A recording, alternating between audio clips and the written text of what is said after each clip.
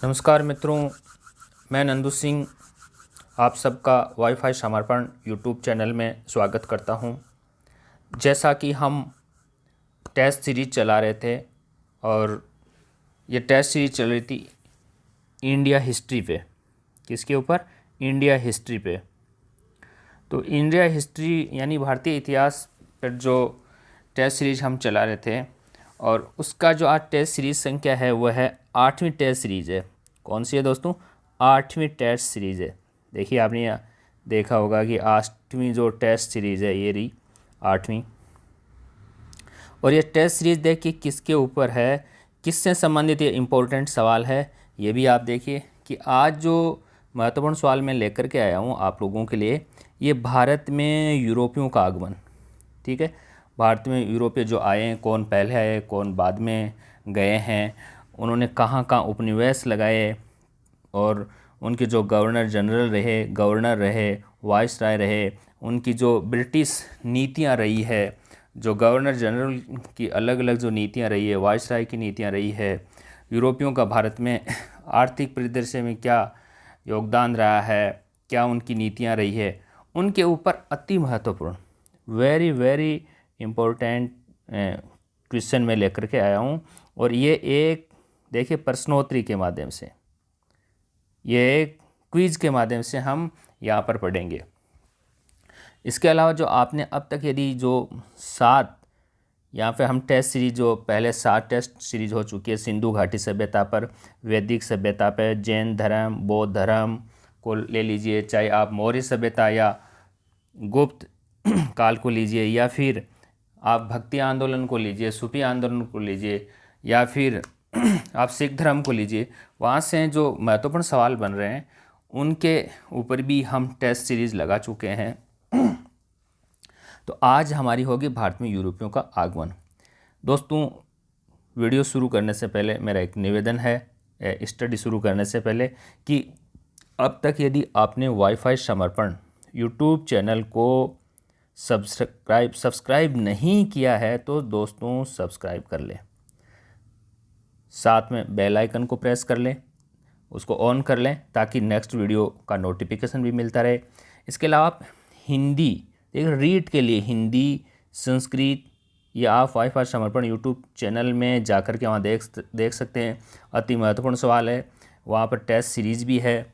इसके अलावा आप जो साइंस देखिए वनपाल वगैरह की जो तैयारी कर रहे हैं, साइंस है, और रीजनिंग, मैथ, इंग्लिश से संबंधित सवाल भी आप देख सकते हैं। प्रीवियस के जो पेपर हैं प्रीवियस एग्ज़ाम के पेपर है वो भी चैनल की प्लेलिस्ट में जाके देख सकते हैं। गूगल पे वाईफाई समर्पण .com के नाम से सर्च भी कर सकते हैं, वहाँ पे भी आपको वीडियो आदि मिल जाएंगे। तो दोस्तों हम शुरू करते हैं। देखिए दोस्तों, आपको कितने आपके सवाल सही हो रहे हैं आप कमेंट ज़रूर करें। आप बताएं कि कौन से सवाल में आपको कोई दिक्कत हुई तो वो भी आप बताएं। साथ में कितने सवाल सही हो रहे हैं ये दोस्तों आप कमेंट बॉक्स में कमेंट ज़रूर करना, ठीक है। और वीडियो को ज़्यादा से ज़्यादा शेयर करना। तो देखिए दोस्तों, हम जो टेस्ट शुरू करते हैं और पहला ही सवाल देखिए, भारत में यूरोपियों का आगमन को लेकर के जो सवाल पूछे गए हैं, यहाँ पर ब्रिटिश उपनिवेशवाद के बारे में भी है। देखिए पहला सवाल क्या है, बंगाल का प्रथम गवर्नर जनरल था। देखिए पूछा क्या गया है कि पहला सवाल है कि बंगाल का प्रथम गवर्नर जनरल था, यानी कौन था। देखिए जैसे ए में रॉबर्ट क्लाइव, बी में वारेन हेस्टिंग्स, सी में मेयो, डी में कैनिंग। तो बंगाल का प्रथम गवर्नर जनरल था, यानी बंगाल का पहला गवर्नर जनरल कौन था। सवाल ये है देखिए यहाँ पे। तो आप बताइए कि बंगाल का प्रथम गवर्नर जनरल कौन था, और वीडियो को आप पॉज करके भी बता सकते हैं। आप वीडियो पॉज करके अच्छी तरह से सोच समझ करके बताएं आप। तो आइए हम हल करते हैं कि बंगाल का पहला गवर्नर जनरल, ठीक है। तो बंगाल का जो पहला गवर्नर जनरल है ये देखिए वारेन हेस्टिंग्स था। कौन? Warren Hastings. अब देखिए यहाँ सवाल काफ़ी कन्फ्यूजन चल रहे हैं कि आपको लग रहा होगा कि क्लाइव नहीं क्यों नहीं है। देखिए क्लाइव और वारेन हेस्टिंग्स में दोनों में क्या अंतर है ये भी आप यहाँ समझने की कोशिश कीजिए।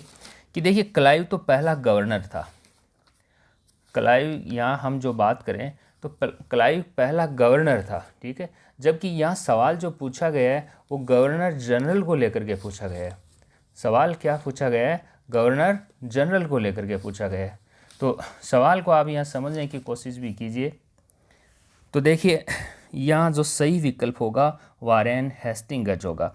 और केवल गवर्नर पूछे बंगाल का, पहला गवर्नर पूछे, तो आपको ध्यान रखना है कि यह कौन था? ये आपके रॉबर्ट क्लाइव था, ठीक है। लेकिन यहाँ जो सही जो उत्तर होगा, सवाल पूछा गया है वारेन हेस्टिंग्स होगा यहाँ पे, ठीक है। प्रथम गवर्नर जनरल पूछा गया था। अगला सवाल देखिए, रैयतवाड़ी बंदोबस्त किसके साथ किया गया था? देखिए रैयतवाड़ी बंदोबस्त किसके साथ किया गया? जो रैयतवाड़ी व्यवस्था लागू की गई थी, ये रैयतवाड़ी व्यवस्था किसके साथ ये समझौता होता था? देखिए रैयतवाड़ी व्यवस्था को लेकर के सवाल है। ये रैयतवाड़ी व्यवस्था आपको पता है वायसराय हेस्टिंग्स ने लागू की थी। देखिए यहाँ पे ए में ग्राम समूह के साथ, बी में जमींदारों के साथ, सी में किसानों के साथ, डी इनमें से कोई नहीं। तो बताइए कि रैयतवाड़ी व्यवस्था किसके साथ लागू की गई थी? आप कमेंट बॉक्स में कमेंट भी करें, वीडियो को पॉज करके आप बताइए, आप सोचिए ज़रा। तो आइए हम हल करते हैं कि रैयतवाड़ी जो बंदोबस्त व्यवस्था है ये दोस्तों ये किसके साथ की गई थी? किसानों के साथ। देखिए आपको मैं हर जो ट्रिक के साथ बताऊंगा कि रैयतवाड़ी व्यवस्था किसके साथ की गई थी? किसानों के साथ। देख रेत ऐसे जो ये एक जो आम बोलचाल की भाषा हम देखिए रेत शब्द से बना है, ऐसे रेत। तो रेत से संबंध यानी जो मिट्टी से संबंध किसका ज़्यादा रहता है? किसानों का ही रहता है। तो यहाँ रैयतवाड़ी व्यवस्था किसके साथ लागू की गई थी? ये किसानों के साथ लागू की गई थी, सी होगा। अगला तीसरा सवाल देखिए, वास्को डी गामा कालीकट पर किस वर्ष में आया था? बहुत अच्छा सवाल है। ये सवाल कई बार एसएससी वगैरह के एग्ज़ाम में भी पूछा जा चुका है कि वास्को डी गामा कालीकट पर, देखिए कालीकट जो केरल में है वहाँ पर उस बंदरगाह पर किस वर्ष में आया था? ए में 1492 ईस्वी, बी में 1498 ईस्वी, सी में 1600 ईस्वी, डी में 1612 ईस्वी। तो बताइए सही विकल्प क्या होगा? तो सही विकल्प वीडियो को पॉज करके आप बताइए। तो देखिए आइए हम हल करते हैं यहाँ पे कि वास्को डी गामा कालीकट पर किस वर्ष में आया था। देखिए जो वास्को डी गामा भारत में आया था ये होगा सही बी में। 1498 ईस्वी में वास्को डी गामा भारत में कालीकट बंदरगाह पे आया था।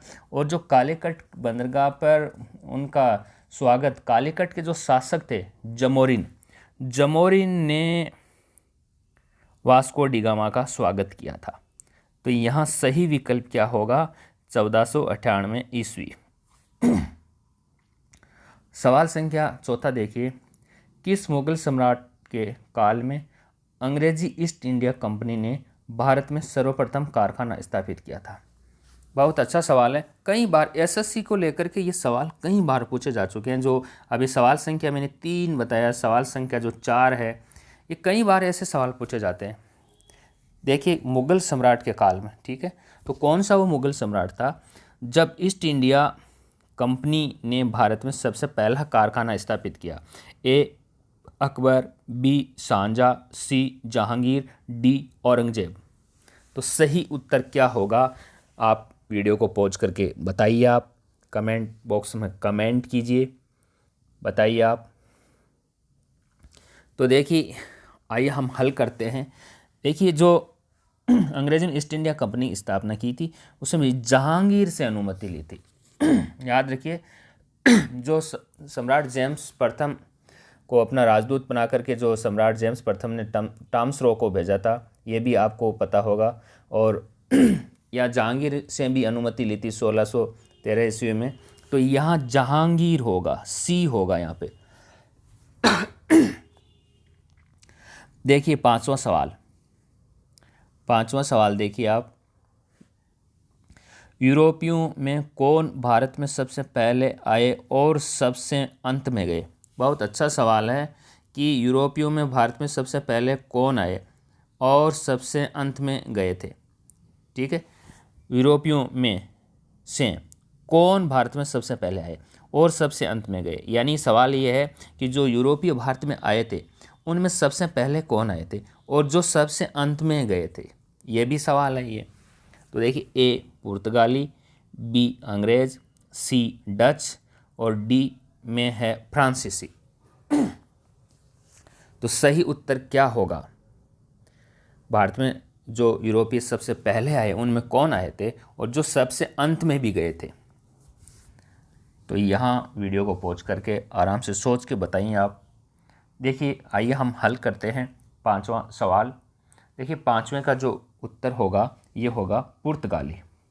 भारत में सबसे पहले पुर्तगाली आए और ये सबसे बाद में भी गए थे, तो यहाँ ए विकल्प सही होगा। छठा सवाल देखिए, एकमात्र गवर्नर जनरल जिसकी समाधि भारत में गाजीपुर उत्तर प्रदेश में है। देखिए, ऐसा एकमात्र गवर्नर जनरल जिसकी समाधि भारत में और कहाँ पे? गाजीपुर उत्तर प्रदेश में, जिन्हें भारत में नागरिक सेवा का जनक भी कहा जाता है। तो ये कौन है? ए में लॉर्ड वेलेस्ली, बी में लॉर्ड कॉर्नवालिस, सी में लॉर्ड क्लाइव, डी में लॉर्ड मेयो। तो यहाँ बताइए आप कौन कौन थे वो ऐसे गवर्नर जनरल जिनकी समाधि भारत में है? तो आइए हम हल करते हैं। देखिए, वे एकमात्र गवर्नर जनरल जिसकी समाधि भारत में है, यहाँ वे थे लॉर्ड कॉर्नवालिस, और कॉर्नवालिस को ही भारत में नागरिक सेवा का जनक कहा जाता है। तो यहाँ बी सही होगा, बी विकल्प सही होगा, लॉर्ड कॉर्नवालिस सही होगा। सवाल संख्या 7वां देखिए, भारतीय समाचार पत्रों का मुक्तिदाता किसे कहा गया? बहुत अच्छा सवाल है कि जो भारतीय समाचार पत्रों का मुक्तिदाता किसे कहा गया। देखिए, कई बार भारतीय समाचार पत्रों पर प्रतिबंध लगाया, प्रेस पे कई बार प्रतिबंध हटाया। तो ये सवाल वेरी वेरी इंपॉर्टेंट सवाल है कि भारतीय समाचार पत्रों का मुक्तिदाता किसे कहा जाता था। ए में वेलेस्ली, बी में लॉर्ड मिंटो प्रथम, सी में लॉर्ड एडम्स, डी में चार्ल्स मैटकॉफ। तो सही उत्तर क्या होगा ज़रा बताइए आप, सोचिए ज़रा। तो देखिए, आइए हम हल करते हैं कि भारतीय जो समाचार पत्रों का जो मुक्तिदाता कहा गया है ये चार्ल्स मैटकॉफ को कहा गया। डी विकल्प यहाँ सही होगा। 8वां सवाल देखिए, लॉर्ड वेलेस्ली की हड़प नीति या विलय नीति की शिकार सर्वप्रथम कौन सी रियासत हुई थी? देखिए, लॉर्ड जो डलहौजी थे उनकी हड़प नीति, विलयगत नीति या फिर कह सकते हैं गोद निषेध नीति, इस प्रकार की नीति बनाई थी डलहौजी ने। तो इसकी सबसे पहले शिकार कौन हुई थी, हड़प नीति या विलय नीति की शिकार? ए में सतारा, बी में वगाट, सी में झांसी, डी में नागपुर। तो बताइए आप।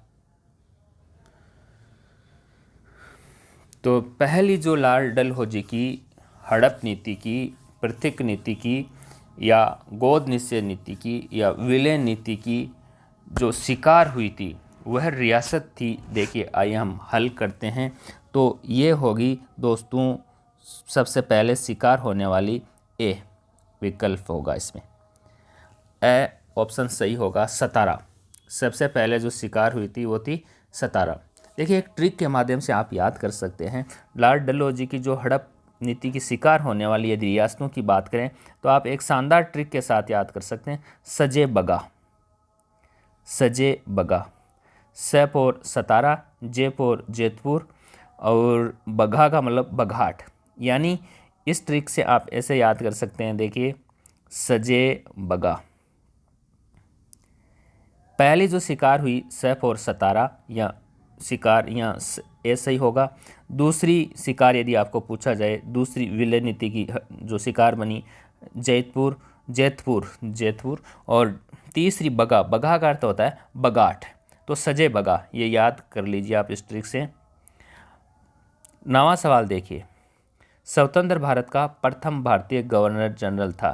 देखिए, सवाल को समझने की कोशिश कीजिए। सवाल यहाँ पहले तो ये देखिए आप कि स्वतंत्र भारत का, देखिए स्वतंत्र भारत का पूछा गया और फिर देखिए आगे कि प्रथम और वह भी भारतीय गवर्नर जनरल पूछा गया है।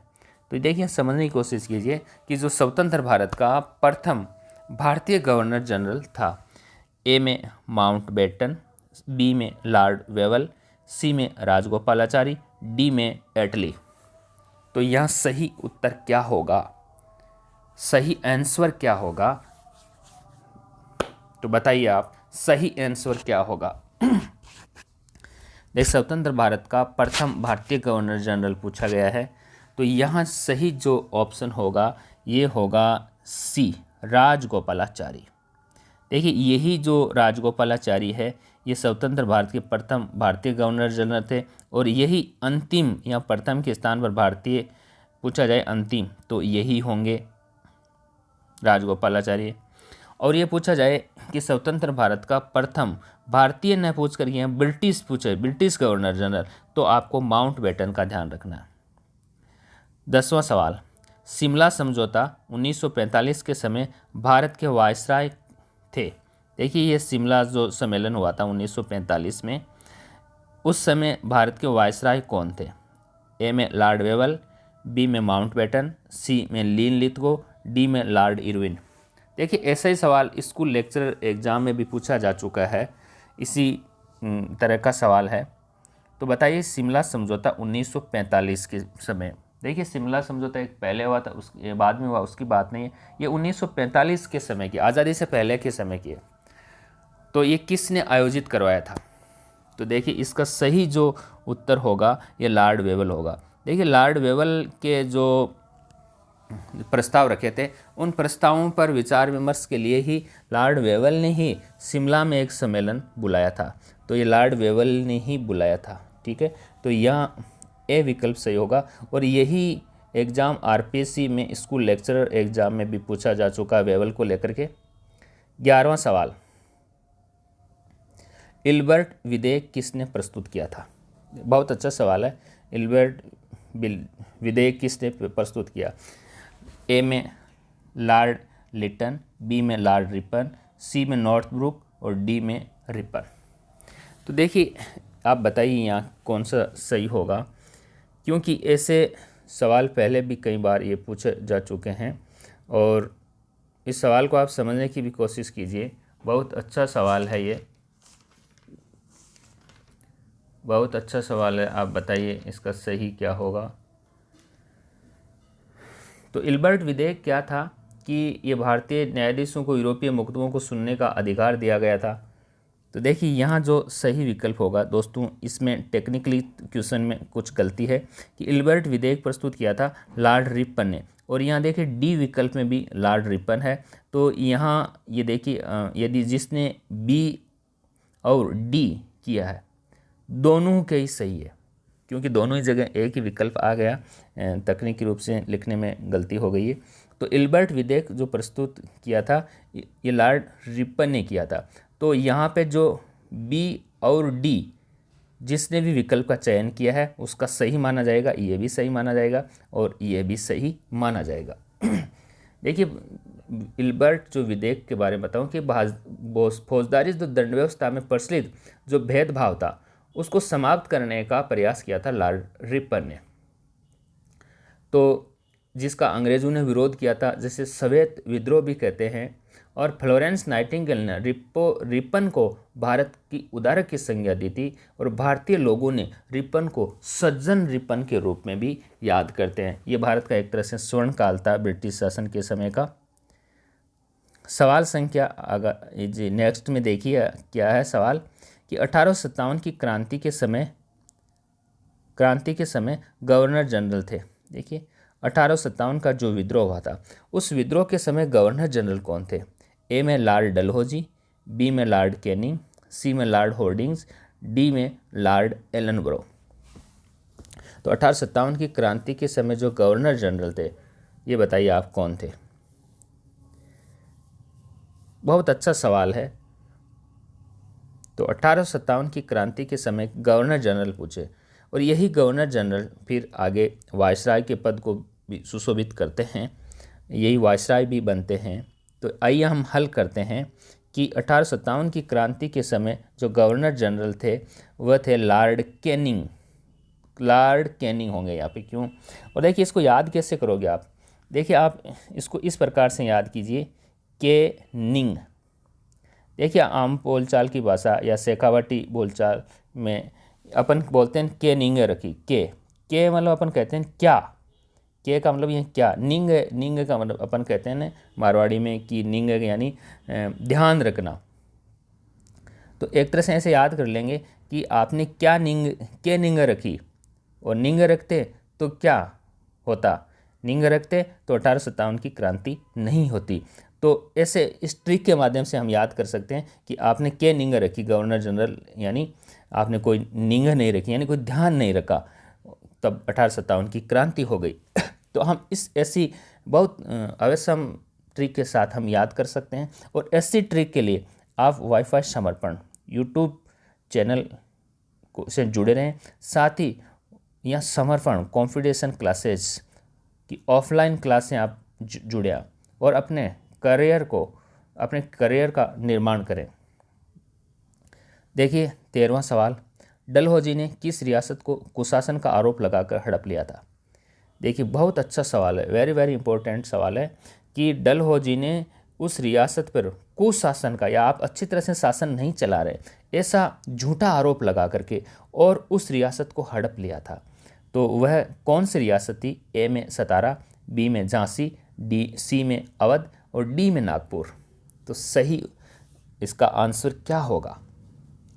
देखिए जो इन्होंने किसी न किसी प्रकार से हमारी रियासतों को हड़पने का प्रयास करना शुरू कर दिया था, तो किसी पर कोई आरोप लगाकर, कहीं गौ निषेध की नीतियां बना करके, तो बताइए इसका सही उत्तर क्या होगा? तो आइए हम हल करते हैं कि डलहौजी ने जो कुशासन का आरोप लगा करके जिस रियासत को हड़पा था वह देखिए वह रियासत थी अवध। अवध के ऊपर जो कुशासन का आरोप लगा करके और इस रियासत को हड़प लिया था। ठीक है, तो अवध का कुशासन का नवाब वाजिद अली शाह था, उन पर 1856 में ये आरोप लगा करके डलहौजी ने हड़प लिया था। तो यहाँ सी होगा। अगला सवाल देखिए, किस व्यवस्था में भूमि पर पूरे समुदाय या सामूहिक अधिकार होता था? यानी ऐसी कौन सी वो व्यवस्था थी ब्रिटिश भारत की जिस पर पूरे समुदाय का या सामूहिक अधिकार या पूरे गांव का अधिकार होता था, पूरे एक समूह का अधिकार होता था? ऐसी व्यवस्था कौन सी थी? ए में स्थायी बंदोबस्त, बी में रैयतवाड़ी, सी में माहलवाड़ी, डी में द्वैध शासन। बहुत अच्छा सवाल है। तो ऐसी शासन व्यवस्था बताइए आप, आंसर सटीक आंसर दीजिए आप और अपना मूल्यांकन कीजिए। साथ में कमेंट ज़रूर करें कि आपके कितने सवाल सही हो रहे हैं, ताकि हम सभी के कमेंट को देख करके ऐसे अंदाज़ लगा सकें, मूल्यांकन भी कर सकते हैं, मापन कर सकें कि यह किस स्थिति पे है। आप भी अपना मूल्यांकन कर सकते हैं कि आप किस स्थिति पर चल रहे हैं, दूसरे स्टूडेंट्स की अपेक्षा आप कहीं पीछे है या नहीं है या आगे हैं। तो देखिए यहाँ जो सही उत्तर होगा, जो सामूहिक अधिकार, ये माहलवाड़ी व्यवस्था थी, तो यहाँ सी हो जाएगा। देखिए यहाँ मैं आपको और बता देता हूँ कि रैयतवाड़ी व्यवस्था में किसान मालिक होता था और माहलवाड़ी व्यवस्था में ये पूरे समुदाय या सामूहिक अधिकार होता था। तो यहाँ सी सही होगा, विकल्प सी सही होगा। 15वां सवाल, 1905 में बंगाल का विभाजन किसने किया था? देखिए आपने नाम सुना होगा, भंग आंदोलन भी चला था और ये बंगाल का विभाजन कर दिया था। बंगाल को 2 भागों में बांट दिया गया था। अंग्रेजों ने भारत में फूट डालो राज करो की नीति अपनाई थी। तो यहाँ देखिए ए में तो क्या होगा, लॉर्ड डफरिन, बी में होर्डिंग, सी में लॉर्ड मिंटो और डी में लॉर्ड कर्जन। तो बताइए सही उत्तर क्या होगा? ये बंगाल का विभाजन करने वाले कौन थे ये? तो यहाँ जो सही उत्तर होगा बताइए आप। तो देखिए बंगाल का विभाजन किसने किया था? इसका सही उत्तर होगा डी होगा, लॉर्ड कर्जन ने किया था। तो डी याद रखिए आप, कौन सा? डी याद रखिए। देखिए बंगाल को 1905 में इसने 2 भागों में बांट दिया था। 1905 में एक का नाम रखा था पूर्वी बंगाल, दूसरे का नाम था पश्चिमी।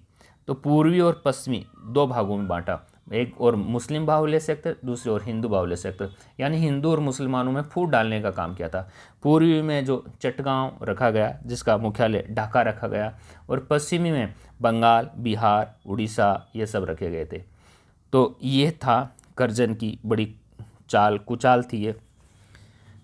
नेक्स्ट क्वेश्चन देखिए, लॉर्ड रिपन ने नियमित रूप से सर्वप्रथम जनगणना भारत में करवाई थी, कब शुरू की थी? देखिए जो भारत में नियमित रूप से, यहाँ देखिए सवाल देखिए कि पूछा क्या गया कि नियमित रूप से भारत में सबसे पहले जनगणना कब शुरू हुई थी। देखिए जनगणना हर 10 वर्ष के बाद में होती है, ये कब से शुरू हुई थी? हर 10 वर्ष के बाद में। और देखिए लॉर्ड रिपन ने कब करवाई थी? ए में 1885, बी में 1891, सी 1881, डी 1901 ईस्वी में। तो आंसर सही क्या होगा बताइए आप। तो लॉर्ड रिपन ने नियमित रूप से सर्वप्रथम जनगणना भारत में कब करवाई थी? तो आइए हम हल करते हैं। इसका सही जो उत्तर होगा वह होगा सी, 1881 में। देखिए भारत में जो नियमित रूप से जनगणना शुरू लॉर्ड रिपन के समय हुई थी और 1881 में हुई थी। और यदि सीधा सवाल हो कि पहली बार कब हुई, तो ध्यान रखना दोस्तों 1872 में शुरू हुई थी पहली बार, और ये लॉर्ड मेयो के समय हुई थी। लेकिन नियमित रूप से पूछा जाए तब से लेकर के आज हर 10 वर्ष के अंतराल पे होती है, तो ये सी होगा यह विकल्प। अब देखिए विलियम बेंटिक ने 1829 में सती प्रथा पर रोक किसके प्रयासों से फलस्वरूप लगाई थी? देखिए सती प्रथा को लेकर के भारत में जो कई प्रथाएं थी उनमें एक सती प्रथा भी थी। तो ये विलियम बेंटिक ने 1829 में सती प्रथा पर रोक लगाई थी। इसके लिए किसके प्रयासों के फलस्वरूप ये रोक लगी थी? ऐसा कौन सा भारतीय था जिसने ये रोक लगाने का प्रयास करवाया था बेंटिक से? ए में स्वामी दयानंद, बी में राजा राम मोहन राय, सी में विवेकानंद, डी में अरविंद घोष। अरविंद घोष। तो आइए बताइए आप, ये 1829 की बात है और सती प्रथा को लेकर के है। तो इसका सही जो उत्तर होगा वह होगा राजा राम मोहन राय। देखिए राजा राम मोहन राय की जो बड़े भाई की जो पत्नी थी, इसकी जो भाभी लगती थी, वो सती हो गई थी बड़े भाई के जो मरने पर। उसके बाद में राजा राम मोहन राय ने यह प्रयास किया था और सती प्रथा पर रोक लगा दी गई थी। 18वां सवाल देखिए, पुर्तगालियों देखिए सवाल बहुत अच्छा है। पुर्तगालियों से 1961 ईस्वी में गोवा को मुक्त कराने के लिए कौन सा ऑपरेशन चलाया था? देखिए राजस्थान पुलिस में भी ये सवाल पहले पूछा जा चुका है कि पुर्तगालियों से 1961 ईस्वी में गोवा को मुक्त कराने के लिए कौन सा ऑपरेशन चलाया था। देखिए देश की आज़ादी के बाद में भी भारत में गोवा पर पुर्तगालियों का अधिकार था। तो यह अधिकार जो यहाँ से हटाने के लिए, पुर्तगालियों को खदेड़ने के लिए, उनको भारत से बाहर निकालने के लिए, गोवा को मुक्त कराने के लिए ये कौन सा एक ऑपरेशन चलाया था, एक कौन सी सैनिक कार्रवाई थी? तो देखिए ए में ऑपरेशन विजय, बी में ऑपरेशन पोलो, सी में ऑपरेशन गोवा, डी में ऑपरेशन प्रहार। तो यहाँ सही उत्तर क्या होगा? बहुत अच्छा सवाल है, राजस्थान पुलिस एग्जाम में भी ये सवाल पूछा जा चुका है। तो आइए हम हल करते हैं कि देखिए ये जो गोवा को मुक्त कराने के लिए जो अभियान चलाया था भारत सरकार ने, ये ऑपरेशन विजय था। ऑपरेशन विजय सैनिक कार्रवाई के तहत ही पुर्तगालियों से गोवा को मुक्त कराया था 1961 ईस्वी में। तो यहाँ होगा ऑपरेशन विजय। अगला सवाल देखिए, 19वां सवाल कि अंग्रेज़ों ने भारत में 1613 ईस्वी में प्रथम स्थायी कोठी कहाँ स्थापित की? ठीक है, जो पश्चिमी भारत में थी। ये सवाल दोस्तों कई बार, चाहे आप एसएससी एग्ज़ाम को लीजिए, चाहे आर्मी एग्ज़ाम को लीजिए, या अन्य कोई भी एग्ज़ाम लीजिए, रेलवे का लीजिए, उनमें ये सवाल कई बार पूछा जा चुका है कि अंग्रेज़ों ने भारत में 1613 ईस्वी में पहली कोठी, जो स्थायी कोठी थी यानी व्यापार की कोठी, ये कहाँ स्थापित की थी? जो पश्चिम भारत में थी। तो देखिए ए में कोचीन, बी में गोवा, सी में तंजौर, डी में सूरत। बहुत अच्छा सवाल है, वेरी वेरी इम्पोर्टेंट सवाल है ये, वेरी वेरी इम्पोर्टेंट सवाल है। तो देखिए अंग्रेज़ों ने जो प्रथम स्थायी कोठी लगाई थी, स्थायी कोठी को लेकर के सवाल है। तो जो पहली कोठी लगाई थी उन्होंने ये सूरत में लगाई थी और 1613 ईस्वी में लगाई थी। देखिए आप कन्फ्यूजन मत हुइए, सबसे पहले अंग्रेज़ों ने जो कोठी लगाई थी ये मुसलीपट्टनम में लगाई थी। मुसलीपट्टनम में 1611 में लगाई थी, लेकिन यहाँ 1613 में पूछी गई है। और देखिए ये जो मुसलीपट्टनम में थी ये अस्थायी थी, अस्थायी थी। लेकिन ये सवाल क्या स्थायी कोटि का पूछा गया। देखिए स्थायी कोटि को 1613, और ये पश्चिम भारत में देखिए, जबकि जो अपन यदि मुसलीपट्टनम की बात करें तो ये पूरी में आ गई थी। तो यहाँ सही उत्तर होगा सूरत। अगला सवाल बहुत अच्छा सवाल है, और ये सवाल भी देखिए आपको इसमें कई आपके जानकारी भी आपको मिलेगी यहाँ पे कि भारत में यूरोपियों के आगमन का सही क्रम क्या है। बहुत अच्छा सवाल है कि भारत में यूरोपियों के आगमन का सही क्रम पूछा, यानी क्रम से सबसे पहले कौन आए, आगमन का पूछा। देखिए जाने का क्रम नहीं है, ये आने का क्रम है। तो भारत में सबसे पहले कौन आए, उनके बाद फिर कौन आए, फिर कौन आए, और सबसे अंत में कौन आए, ऐसा सवाल है ये। देखिए ए में पुर्तगाली, फ्रांस, पुर्तगाली के बाद फ्रांस, फ्रांस के बाद ब्रिटेन, ब्रिटेन के बाद डच, डच के बाद डेनमार्क। और बी में देखिए आप, बी में क्या है, पहले पुर्तगाली, फिर ब्रिटेन, फिर फ्रांसीसी, फिर डेनमार्क, फिर डच। सी में देखिए ब्रिटेन, ब्रिटेन के बाद डच, डच के बाद फ्रांसीसी, फ्रांसीसी के बाद पुर्तगाली, और उसके बाद डेनमार्क। डी में देखिए आप, डी में पुर्तगाली, फिर डच आए, फिर ब्रिटेन, फिर डेनमार्क, फिर फ्रांसीसी। तो यहाँ सही विकल्प क्या होगा। देखिए सवाल अच्छा है और सवाल को समझने की भी कोशिश कीजिए, सवाल काफ़ी जटिल भी सवाल है। तो भारत में यूरोपियों के आगमन का सही क्रम पूछा गया, और ये मैंने ऑफलाइन क्लास में बहुत अच्छी तरह से एक ट्रिक के साथ बताया। जिसने भी ऑफलाइन क्लास ली है वो समर्पण जो क्लासेज में, वहाँ उनको देखिए ये वो तुरंत हल कर देंगे इसको। तो आप अपने करियर निर्माण के लिए वो आप वाईफाई समर्पण यूट्यूब चैनल से जुड़े, और साथ में आप समर्पण क्लासेज से भी जुड़े आप। तो बताइए यहाँ सही विकल्प क्या होगा, ज़रा सोचिए, आप वीडियो को पॉज करके बताइए आप। और दोस्तों साथ में यदि अब तक आपने चैनल को सब्सक्राइब नहीं किया है तो ज़रूर सब्सक्राइब कर लें, साथ में बेल आइकन भी ऑन कर लें, और वीडियो को ज़्यादा से ज़्यादा दोस्तों शेयर करना, ज़्यादा से ज़्यादा वीडियो को शेयर करें, ठीक है। और आपके कितने सवाल सही हो रहे हैं आप कमेंट ज़रूर करें, कमेंट बॉक्स में कमेंट ज़रूर करें। आपको ये वीडियो कैसा लगा आप ये भी कमेंट करें। आप हमें पुनर्बलन प्रदान करें, रेनफोर्समेंट प्रदान करें, ताकि हमारा हौसला बढ़ता रहे। हमें आप अभिप्रेरित भी करें। तो बताइए सही सवाल सही क्या होगा इसका उत्तर। तो आइए हम हल करते हैं। देखिए भारत में यूरोपियों के आगमन का जो सही क्रम होगा, ये देखिए सबसे पहले आए थे पुर्तगाली, और पुर्तगालियों के बाद में आए थे डच। डच आए थे हॉलैंड से, या फिर हम कह सकते हैं नीदरलैंड से, ठीक है, एक ही बात है। उसके बाद में आए थे ब्रिटेन, यानी अंग्रेज आए। अंग्रेज़ों के बाद में आए थे डेनमार्की, और डेनमार्की के बाद में आए थे फ्रांसीसी। तो एक मैं अवश्य ट्रिक बताता हूँ आपको याद करने के लिए। देखिए इस ट्रिक का नाम है PD, पहले याद कीजिए PDBD, PDBDF, ये याद कर लीजिए आप, PDBDF। इस ट्रिक से भी आप याद कर सकते हैं। दूसरी भी इसके मैं आपको कई जो ट्रिकें हैं वो बताऊंगा।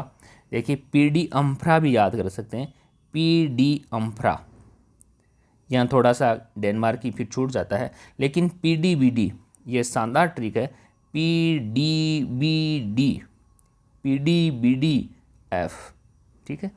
तो P का मतलब पुर्तगाली हो गए, पुर्तगालियों के बाद में डच। देखिए पुर्तगालियों के बाद में कौन आया, डच, डच पास में से, ठीक है। और उसके बाद B यानी ब्रिटेन के लोग, और D यानी डेनमार्की, डेनमार्क, मार्क बाद में किया था देखिए, ठीक है, सब आने के बाद में मार्क किया जाता है। और मार्क के बाद में F यानी फ्रांसीसी, तो PDBDF, PDBDF। ऐसे यदि जाने का क्रम पूछा जाए दोस्तों, ये तो आने का क्रम बता रहा हूँ मैं, जाने का क्रम, जाने के क्रम की बात करें तो सबसे पहले देखिए आप एक ट्रिक याद कर लीजिए, DDBF, DDBF। देखिए सबसे पहले कौन गए, सबसे पहले गए थे डेनमार्की, और डेनमार्की के बाद गए डच। डच देखिए आए तो 2 नंबर पे आए थे डच, और 2 नंबर पे ही चले गए, ये याद कीजिए आप। यहाँ 2 नंबर पे दूसरे स्थान पे डच आए और दूसरे स्थान पे चले गए थे। और फिर देखिए ब्रिटेन, ब्रिटेन के लोग तीसरे स्थान पे आए थे, और तीसरे स्थान पे ब्रिटेन के लोग गए थे। और फिर देखिए आप PD, देखिए PD, यहाँ थोड़ी सी देखिए आप DD BFP, उसके बाद फ्रांसीसी, और लास्ट में सबसे लास्ट में कौन गए, पुर्तगाली। तो यहाँ अपन ऐसे भी याद कर सकते हैं कि पुर्तगाली सबसे पहले आए और सबसे लास्ट में पुर्तगाली गए थे। तो ये दो तो एक तो ऐसे ही याद हो जाता है, तो ऐसी ट्रिक के साथ हम याद कर सकते हैं। तो यहाँ जो सही विकल्प होगा पुर्तगाली, डच के बाद में ब्रिटेन के बाद में डेनमार्क और फ्रांसीसी, तो D सही हो जाएगा। तो दोस्तों आज की वीडियो में इतना ही, इजाज़त दीजिए, धन्यवाद, फिर मिलेंगे।